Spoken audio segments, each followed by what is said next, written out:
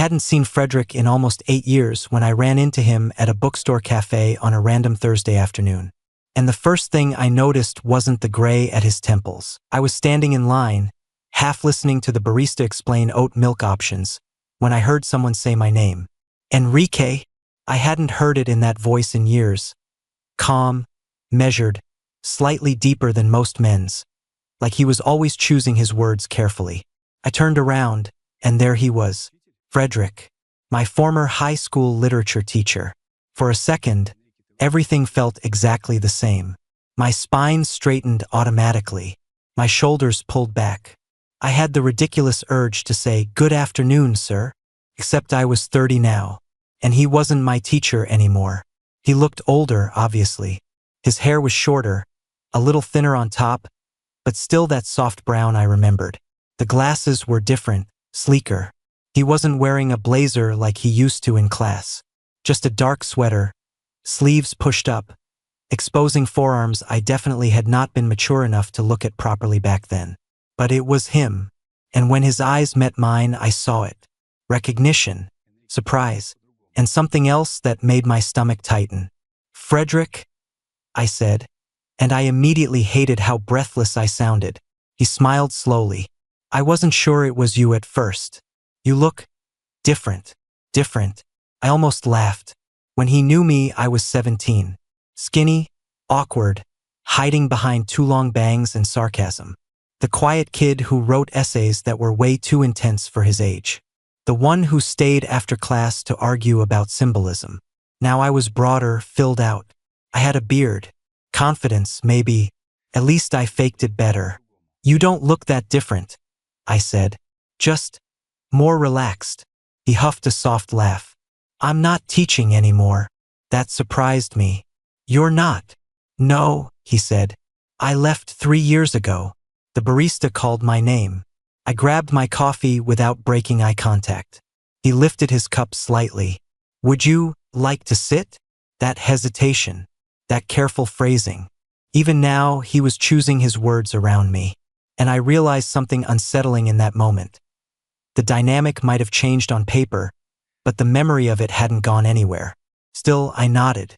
"Yeah, I'd like that." We sat near the window. Afternoon light cut across the table between us like a visible boundary line. For a few minutes, it was safe. Easy questions. "What have you been doing? Are you still writing? Do you still read too much Dostoevsky?" I told him I worked in publishing now. Editorial side. I told him he was partly to blame for that. He looked genuinely pleased. "That makes me happy," he said quietly. And that word, happy, hit differently coming from him. Because when I was 17, I'd lived for his approval. I don't think he ever knew that. Or maybe he did. That's the part that still unsettles me. Back then, he was 39. Married. Respected. The kind of teacher students trusted. He was never inappropriate. Never crossed a line. If anything, he was stricter with me than anyone else. Which somehow made it worse. Because I had the biggest crush of my life on him. And it wasn't just a stupid teenage thing. It was the way he listened to me like I mattered. The way he'd lean against his desk, arms crossed, really considering my arguments. The way his voice softened when we talked about writing like it was something sacred. At 17, I didn't have the language for what I was feeling. I just knew I stayed after class longer than I needed to. I just knew I replayed our conversations at night. I just knew that when he stood too close while reviewing my essay drafts, my pulse wouldn't settle for hours. And I hated myself for it. Because he was my teacher. Because he was straight. Because he was married. Because even thinking about him that way felt wrong. So I buried it. Graduated. Left town. Built a life. And told myself it was just a phase. Sitting across from him now, I realized it hadn't been. Not entirely. "So," he said after a pause, stirring his coffee even though it didn't need stirring. "Are you living back in the city?" "Yeah. About a year now." He nodded slowly.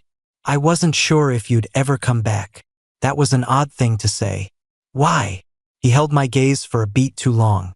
"You seemed like someone who needed distance." "Distance from what? From this town? From him?" I swallowed. "Yeah," I admitted. I probably did. There it was again, that careful silence. The kind he used to give students when he wanted them to say more. Only now I wasn't a student, and he wasn't grading my vulnerability. I'm glad you're doing well, Enrique, he said, and it sounded real. Not polite. Real. Are you? I asked before I could stop myself. The question hung heavier than I intended. He blinked slightly, like I'd surprised him. Am I what? Doing well. For a second, I saw something shift behind his eyes. Not teacher. Not authority. Just a man. It's different, he said slowly. Life is different now. He didn't mention his wife. I didn't ask. But I noticed the absence of a ring on his finger. And he noticed me noticing. His hand curled slightly, like he'd just realized it was visible on the table. We both looked away at the same time. The air felt tighter. Not inappropriate. Not exactly. But charged. Because here's the thing no one tells you about growing up. Age can erase legal boundaries. Can erase job titles. It can erase power structures on paper. But it doesn't erase memory. And I still remembered sitting in his classroom, watching his hands move as he explained metaphor. I still remembered wondering what it would feel like if he ever looked at me the way he looked at certain passages in books, like they mattered. Now he was looking at me like that, and we both knew it. He cleared his throat. Would you like to have dinner sometime? He asked. Simple question. Adult. Normal. Except it wasn't normal. Not for us. Not with the ghost of that classroom sitting between us. I leaned back slightly, studying him. Dinner, I repeated. He nodded, but there was tension in his jaw now. Yes, as two adults. Catching up. The fact that he felt the need to clarify that made my pulse spike. Two adults. Not teacher and student. Not mentor and kid. Just Enrique and Frederick. I should have hesitated. I should have made a joke. I should have said maybe. Instead, I said, okay. And the second the word left my mouth, I knew this wasn't just catching up. This was reopening something neither of us had ever dared to name. And I wasn't sure if that made it better. Or more dangerous. The entire week leading up to dinner, I felt 17 again. Which was ridiculous because my life had nothing in common with 17 anymore. I had meetings stacked across my calendar, emails that multiplied overnight, and a sink that never seemed empty no matter how often I washed dishes. I dated. I'd been in relationships that were simple, uncomplicated, and completely unrelated to classrooms or power dynamics. And yet the idea of sitting across from Frederick in a dim restaurant made my stomach twist like I was sneaking out past curfew. We texted during the week. Carefully. Thoughtfully. Thursday at 7 works for me. I know a quiet place near the river. Quiet.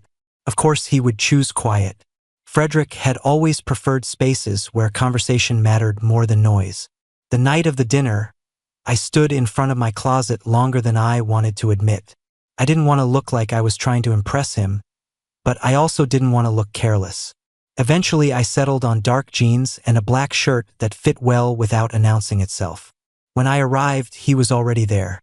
He stood the moment he saw me. That small gesture hit me harder than it should have. Not performative, not exaggerated. Just instinctive courtesy that felt unmistakably Frederick. You look good, he said. No qualifiers. No commentary about how much I'd grown or changed. Just good.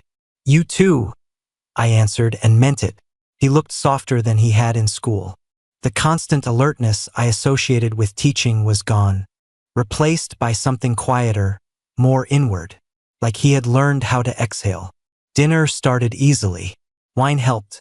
Books, work, the way the city kept rebuilding itself faster than anyone could emotionally keep up with. But beneath the conversation sat something heavier, waiting. Halfway through our second glass, he set his fork down. Can I ask you something? The tone sent a familiar ripple through me. Sure. He held my gaze. Did you know you were different from the other students? I let out a slow breath. Different how? You watched people like you were trying to understand them completely. A pause. You watched me like that. The air shifted. And did that bother you? I asked. It concerned me, because it meant boundaries, responsibility, risk. I nodded once. I had a crush on you. There was no dramatic buildup, no embarrassment creeping into my voice, just truth finally spoken out loud. His breath caught almost imperceptibly. I suspected, he admitted. You were careful. I had to be. We sat with that for a moment, years of restraint condensed into a few quiet sentences. I was a kid, I said. Yes. And you were my teacher. Yes. Neither of us moved. And now? I asked softly. He leaned back, buying himself space to answer honestly. Now you are a grown man across from me, and I hold no authority over you. That's the technical answer. A faint smile touched his mouth. The honest one is that I have thought about you more times than was appropriate. Something in my chest tightened not from shock, but recognition. You never crossed a line, I said. No, and I'm glad. His shoulders loosened slightly. Relief, maybe. Silence settled, but it wasn't awkward. It felt like the pause after finally naming something that had existed unspoken for years. Are you divorced? I asked gently. Yes, for years. The missing ring made sense now. I avoided your graduation party, he added quietly. I blinked. Why? Because I realized that day you were no longer only my student. And that scared you. Yes, he said. It still does. The honesty in his voice stripped the moment of any fantasy. This wasn't a forbidden story unfolding dramatically. It was two people navigating the echo of what had once been. You're not my teacher anymore, I said. I know. And I'm not 17. I know that too. So what are we afraid of? He considered that. The echo, he said finally. That word lingered between us long after it was spoken. Later, outside the restaurant, the river air was sharp enough to make me inhale deeper than usual. Streetlights painted soft halos across the sidewalk, reflections trembling on the dark water nearby. For a moment, the world narrowed to shared breath and quiet certainty. When we pulled apart, neither of us stepped away immediately, because even standing there, calm settling back into the night around us, I could feel the complexity still humming beneath everything. The past, the echo, the fragile newness of whatever we were beginning. And as we walked slowly along the river afterward, silence companionable between us, I realized something gentle but irreversible had shifted. Not dramatic, not reckless, just the quiet understanding that some connections don't disappear with time. They wait. The first time I went to Frederick's apartment, I stood outside the building for a full minute before going in. The last time I'd been alone with him in a private space, I was 17, sitting across from his desk during office hours, pretending my questions about Kafka weren't just excuses to stay a little longer. That memory hovered somewhere behind my ribs as I stared up at the windows of his building. Now I was 30, holding a bottle of wine like any normal adult visiting someone they were seeing. That difference mattered. At least I needed it to. He opened the door before I could knock twice. Hey, he said softly. No formal greeting. No distance. Just me standing there, suddenly aware of how ordinary and significant this moment felt at the same time. Hey! I stepped inside. The apartment was exactly what I expected and nothing like it at the same time. Bookshelves lining entire walls. Clean surfaces without feeling sterile. Warm pools of light instead of overhead brightness. No framed wedding photos. No artifacts of a shared life that had once existed. It felt like a place rebuilt, intentionally quiet after noise. Wine? He asked. Sure. My voice sounded steadier than I felt. We hovered for a moment in the kitchen, orbiting each other in small movements. Him reaching for glasses, me setting the bottle down. He handed me a glass, and our fingers grazed, lingering a fraction longer than practicality required. Are you okay? He asked. It wasn't loaded, not probing, just careful. I am, I said. Are you? A faint exhale left him. Trying to be. I watched him from the corner of my eye, the way he leaned forward, forearms resting on his knees, posture attentive even in silence. I remembered that position from the classroom, the subtle shift that meant he was listening fully. It struck me then how deeply his presence had imprinted itself on me without either of us choosing it. You're thinking, he said. You always know. A small smile curved his mouth. Occupational hazard. I turned toward him. Can I ask you something honest? You can. When we kissed the other night, what were you feeling? His expression didn't close off. If anything, it became more present, as though he were weighing each word before letting it exist between us. Relief, he said. The answer caught me off guard. Relief. Yes. His gaze held mine. That it didn't feel wrong. The words settled heavily in the quiet room. Did you think it would? I asked. I was afraid it might. Not because of you.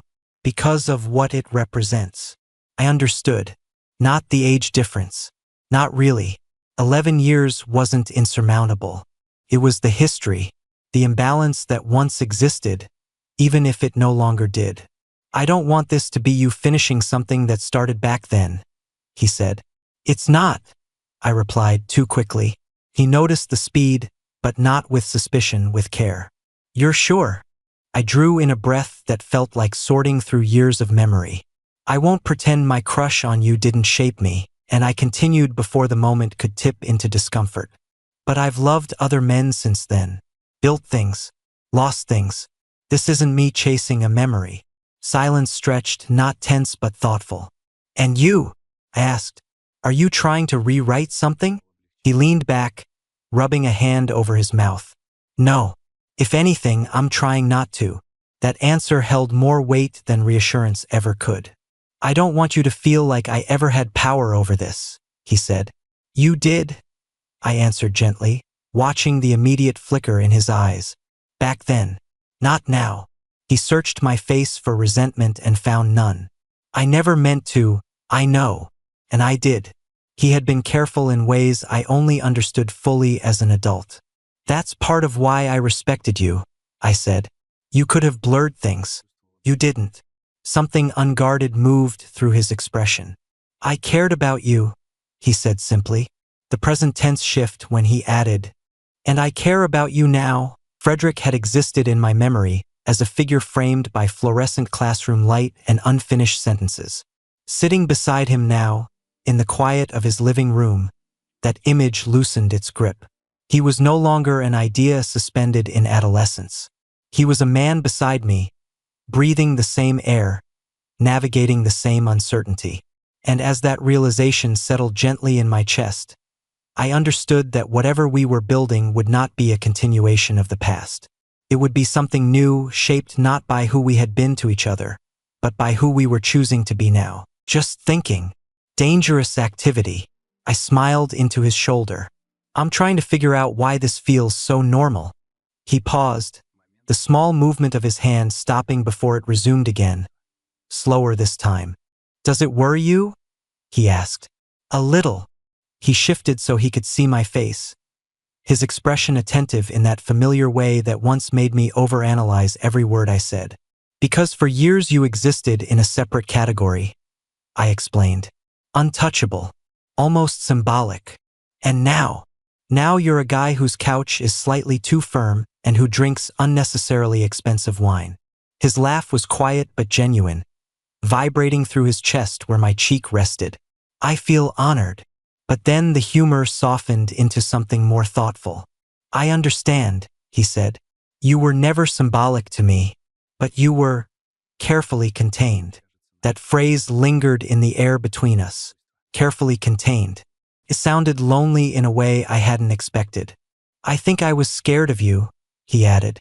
That pulled me upright. Me? Yes. He met my gaze calmly. You felt deeply. You noticed things. And you looked at me like you were trying to understand me, not just learn from me. I didn't have a defense for that because it was true. So I kept distance, he continued, for your sake. And mine. I nodded slowly. I'm glad you did. Relief flickered across his face, subtle but unmistakable. But I also spent years wondering, I admitted. Wondering what? If I imagined it. The quiet stretched. That there was something there, I clarified. Frederick held my gaze for a long moment before answering. You didn't imagine it. No dramatics. No heavy confession. Just truth offered gently, like something fragile being set down between us. I exhaled, tension I hadn't realized I carried loosening in my chest. That's weirdly comforting, I said. He smiled, and we fell back into silence, the comfortable kind where nothing needs to be performed, where presence alone feels like enough. Eventually I sat up, running a hand through my hair. I should probably go.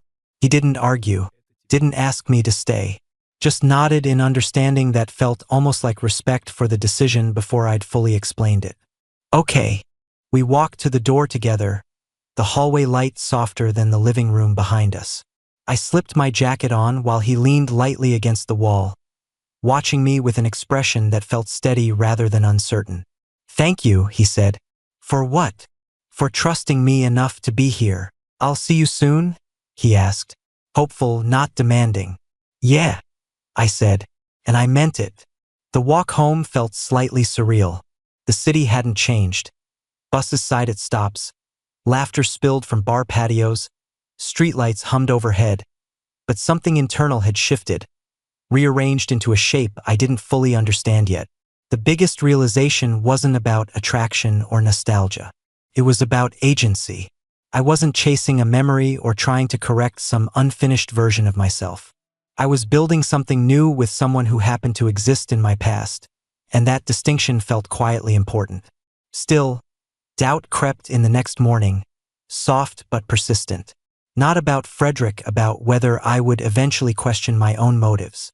His text arrived before that thought could settle too deeply. I hope you got home safe. Simple, uncomplicated. I smiled at my phone before answering, the ease of that reaction surprising me more than anything else had so far. Later, when I met Matteo for coffee and watched him study my face with immediate suspicion, I realized how visible this shift must have been. Do you feel small? He asked at one point. No.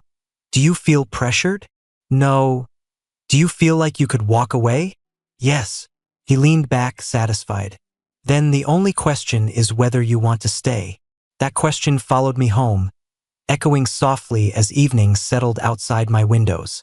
When Frederick called that night instead of texting, the sound of his voice felt grounding rather than destabilizing. Ordinary conversation about a museum exhibit, meeting times, practical details, small plans that belonged firmly in the present. After we hung up, I sat for a while in the quiet of my apartment, phone resting beside me, the city humming beyond the glass. I still didn't have certainty, but certainty no longer felt necessary, because whatever this was, it wasn't living in memory or speculation. It was unfolding slowly, shaped by choices made in real time, by conversations that replaced assumptions, by pauses that made room for trust to exist. And as that realization settled gently into me, I understood that moving forward didn't require complete clarity, only willingness. The museum date felt dangerously normal. That was the unsettling part. We met outside just before sunset, the sky washed in pale orange, the glass facade reflecting the city in fractured pieces. Frederick stood near the steps with his hands in his coat pockets, dark wool coat buttoned neatly, charcoal scarf tucked in with that effortless precision he always had. When he saw me, his expression softened immediately. There it was again. Not teacher, not authority, just warmth. You made it, he said. I like art. I'm not a monster. A quiet chuckle escaped him, the tension between us easing in a way that felt earned rather than automatic. We fell into step beside each other as we entered, shoulders brushing occasionally in the lobby's soft light. The exhibit was contemporary. Abstract pieces layered with texture and restraint, bold without being chaotic. It gave us something to look at that wasn't each other, which helped. At one canvas, deep blues carved through with violent streaks of white, Frederick stopped longer than usual. What do you see? He asked. I smirked. You really can't turn it off, can you? Turn what off? The literature teacher thing. His lips curved faintly. Occupational hazard. I stepped closer to the painting. I see restraint, I said slowly, like someone trying very hard not to explode. He studied it a moment longer. I see release, he replied quietly. After too much restraint, the words settled between us. Not about paint, about history. We didn't comment on it directly, But something shifted, not heavy, just aware. As we moved through the exhibit, conversation unfolded in small confessions. He told me about attempting to learn piano after his divorce and quitting out of frustration. I admitted I once moved across the country for someone who didn't love me back. Each story measured. Equal. No imbalance. In a quieter gallery, our hands brushed at the same time. This time, neither of us pretended it was accidental. Our fingers intertwined slowly. Public. Intentional. The simplicity of it tightened something in my chest. Not fear of being seen, but the symbolism of it. No secrecy. No hiding. Just two men at a museum holding hands. And still, the ghost lingered faintly. I felt it when an older couple passed us with polite smiles. I felt it when Frederick adjusted his posture unconsciously, the same straightening he used to do walking school hallways. After we left, we wandered toward the river. The air had cooled, and without thinking, I stepped closer.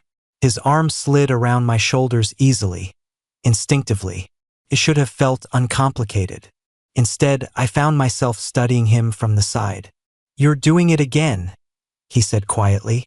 "Doing what?" Thinking too loudly. I huffed a breath. "Sorry. Don't apologize." We stopped at the railing overlooking the water, city lights shimmering across the surface. "Talk to me," he said. Honesty had carried us this far. I didn't want to abandon it now. "Do you ever worry what people would think?" I asked. He didn't play confused. "Yes. About us. Yes. Does it bother you?" He turned fully toward me, leaning lightly against the railing.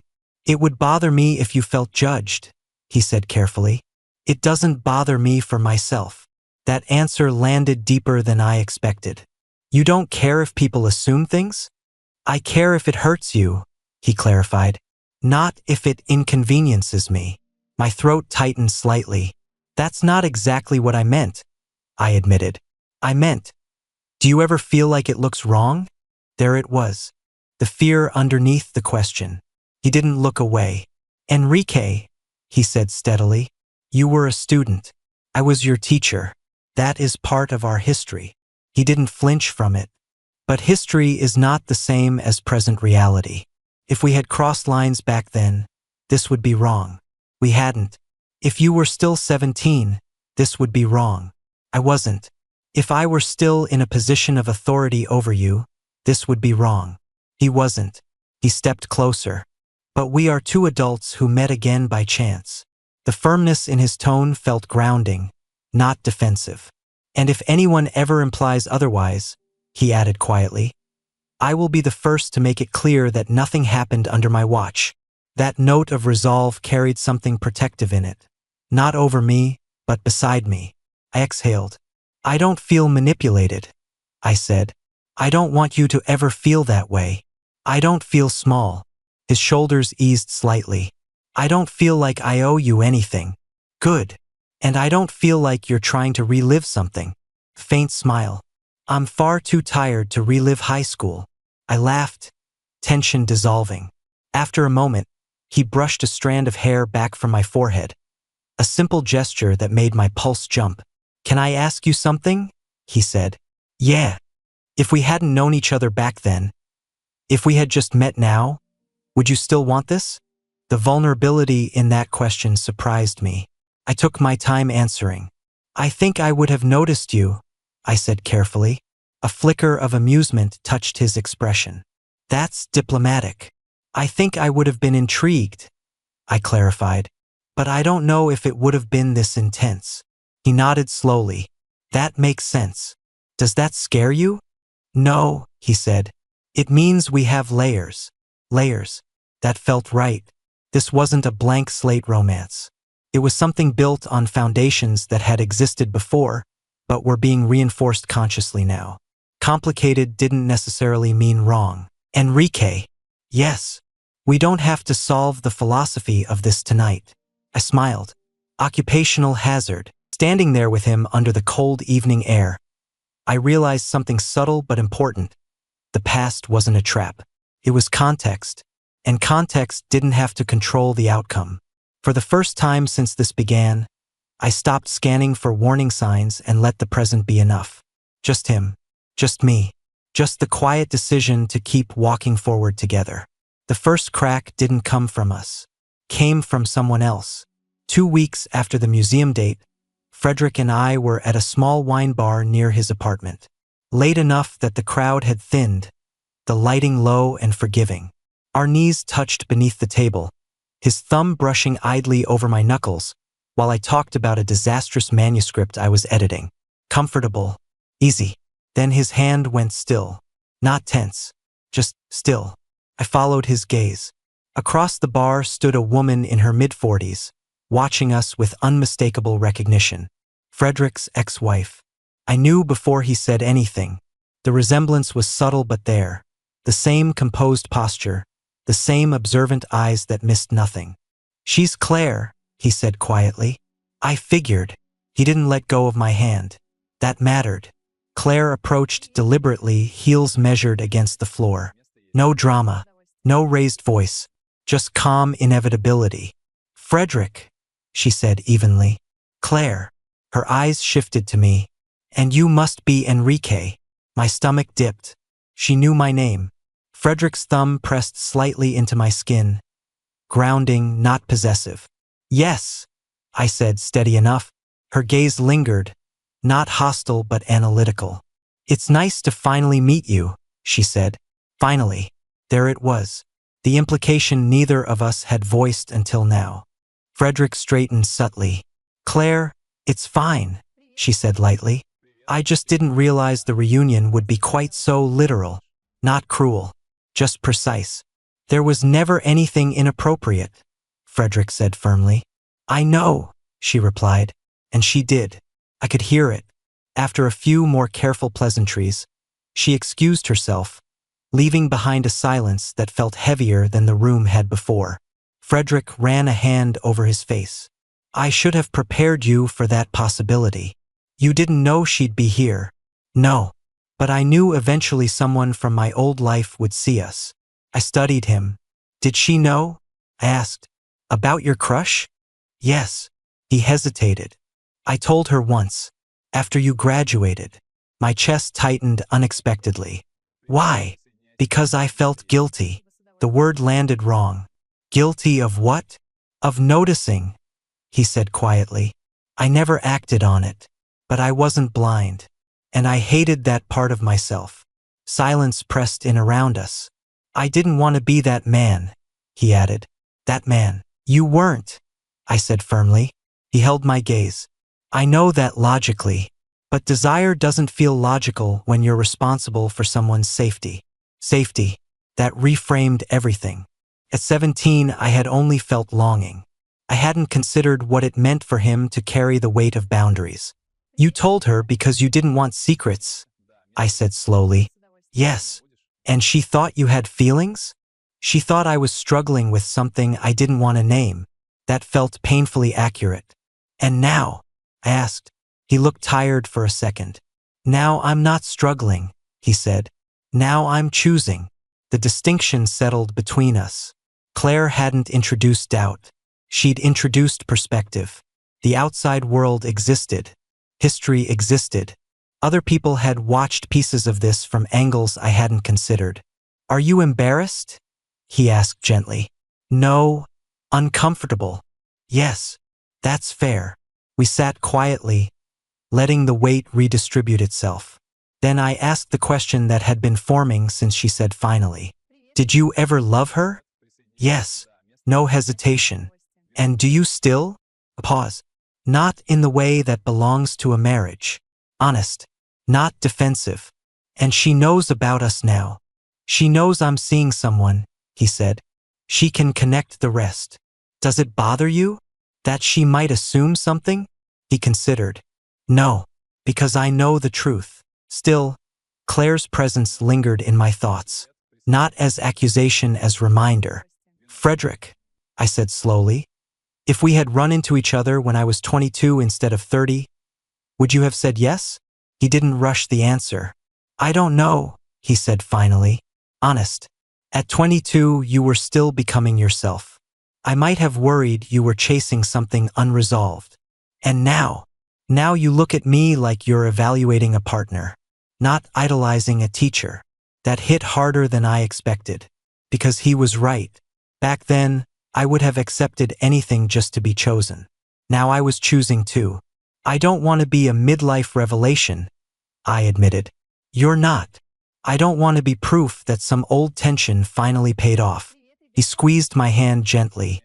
You're a man I met twice in one lifetime. That sentence settled deep in my chest. Not destiny. Not scandal. Timing. As we left the wine bar, the air outside felt sharper. The city moved around us, indifferent to our internal negotiations. Frederick reached for my hand again without hesitation. Public. Unapologetic.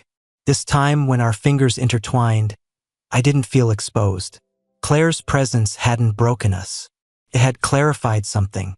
The past wasn't a secret waiting to be revealed. It was context. And context didn't automatically equal corruption. We walked in silence for a while, our steps unhurried. I don't regret telling her, he said eventually. I'm glad you did, I replied. Why? Because it means you were already choosing integrity back then. He glanced at me, something softening in his expression. That was the only option. No, I said quietly. It wasn't. It was the right one. He didn't answer right away. And in that quiet, I realized something important. The crack hadn't exposed weakness. It had tested the structure. And the structure held. By the time we reached his building, my thoughts felt steadier. Not resolved, but steadier. We didn't need to erase the past to justify the present. We just needed to be honest about both. Standing there on the sidewalk, city lights reflecting faintly in his glasses, I felt something settle inside me. This wasn't unfinished business. It wasn't delayed gratification. It was two versions of ourselves meeting again when it was finally safe. And safety, I was beginning to understand, wasn't the absence of desire. It was the presence of choice. After Claire, something shifted. Not explosively. Not in a way that made good drama. There was no fight, no accusation, no sudden coldness. It was quieter than that. We became more deliberate, as if both of us understood that whatever this was couldn't survive on chemistry and careful conversations alone. It had to survive ordinary life. A few days after the wine bar, I invited Frederick to my apartment for the first time. That felt important. Until then, we'd mostly existed in his space or in curated public settings, museums, restaurants, river walks, places where everything felt intentional. My apartment was smaller, lived in, books stacked in uneven piles, a half-finished manuscript open on my desk, laundry I'd forgotten to fold, a life mid-sentence. He stepped inside slowly, taking it in without judgment. I like it, he said. You're just being polite.